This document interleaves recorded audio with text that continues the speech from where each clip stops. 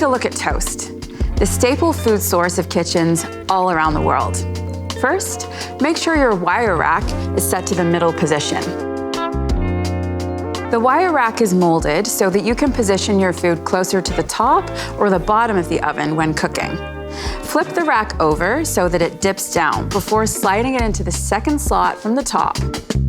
This is the center of the oven, which allows the Element IQ system to deliver high heat evenly from the top and bottom elements for perfect toast. Be sure to place your bread slices close to the center of the rack. You can fit up to 6 slices of regular sandwich bread, which is useful when you've got multiple hungry mouths to feed. Close the oven door and use the function dial to set the indicator on the LCD screen to toast. You'll see the toasting darkness icons at the top. The number above shows your darkness selection. Turn the temperature dial left to reduce the darkness or right to increase it.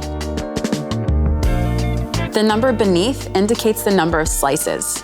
To adjust, turn the time dial left to decrease or right to increase.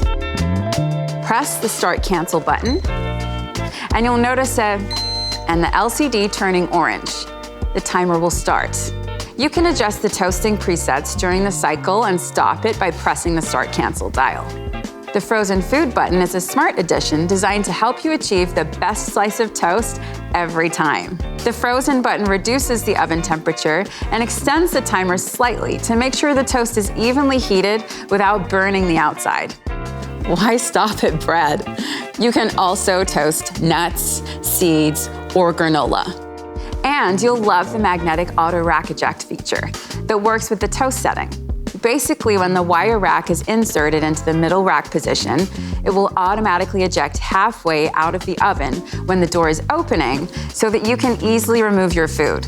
Be sure to open the door slowly when the wire rack is in this position to prevent the rack from ejecting too quickly. All right, who wants a kimchi spice chicken club sandwich?